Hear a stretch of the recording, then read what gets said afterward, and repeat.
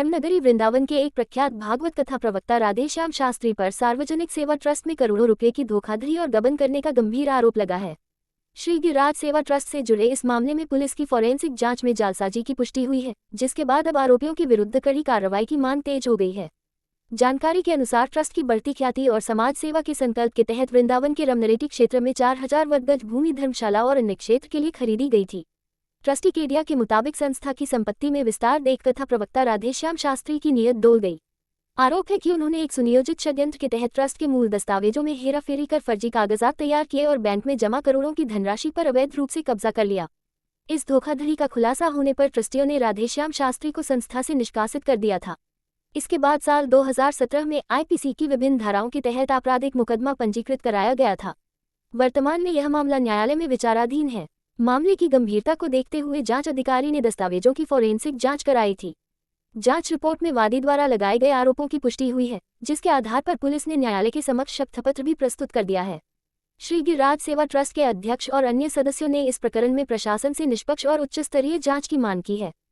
सेवा ट्रस्ट जो कि छठीगरा रोड के ऊपर एक प्रेम मंदिर के सामने की तरफ एक प्रोजेक्ट करना चाहता था, जिसमें लगभग 100 कमरे, औषधालय और अन्य क्षेत्र और अन्य सुविधाएं जो जनता को प्राप्त होती, उसके लिए हमने एक जमीन खरीदी थी, जिसको यहाँ पर एक व्यास है राधेश्याम शास्त्री, वो अपनी बदनीयत से अपनी पारिवारिक अपनी संपत्ति बनाना चाहते हैं और उसके लिए कूटरचित दस्तावेज और हर तरीके के प्रयत्न कर रहे हैं और उनके खिलाफ चार्जशीट कोर्ट में पेश हो चुकी है।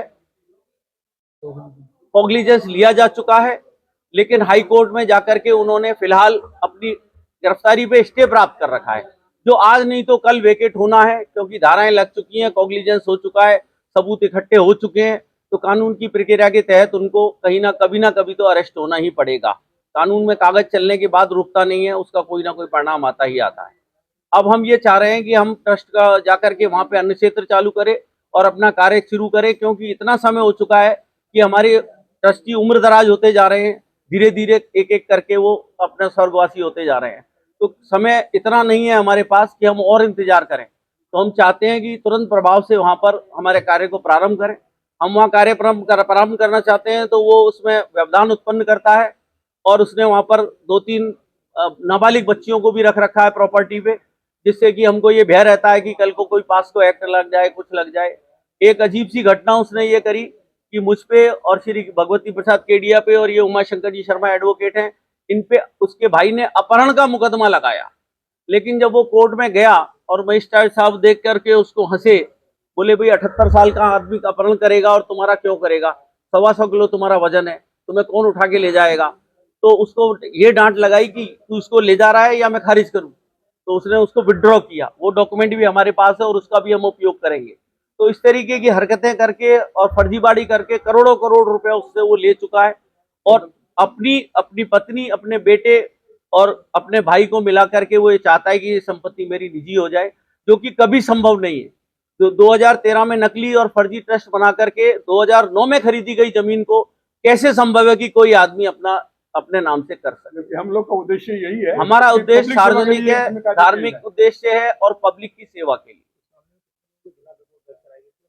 इस मामले में 4 लोगों के खिलाफ रिपोर्ट दर्ज कराई गई थी, क्योंकि उसने अपने परिवार में अपनी पत्नी, अपने भाई और बेटे को लेकर के ट्रस्ट बनाया था, उन चारों के खिलाफ ही थी।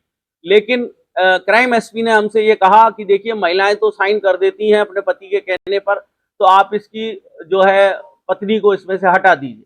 तो हमने कहा ठीक है, जैसा आप उचित समझे। तो अब ये और इसका भाई और इसके बेटे के खिलाफ मुकदमा है और वो उसके अंदर चार्जशीट वगैरह सब दाखिल हो चुकी हैं और ये अरेस्ट होने के कगार पर खड़े। हाँ,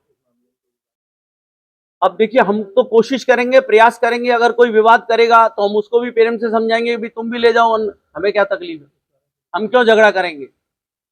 पुलिस लाने की हमारे में नौबत नहीं आएगी, क्योंकि हम ऐसा कोई कृत्य नहीं करते कि किसी का सिर फोड़े या किसी को पकड़े या मारे। हम किसी को फल केला प्रसाद दे रहे हैं तो कोई मूर्ख ही हमसे झगड़ा करेगा।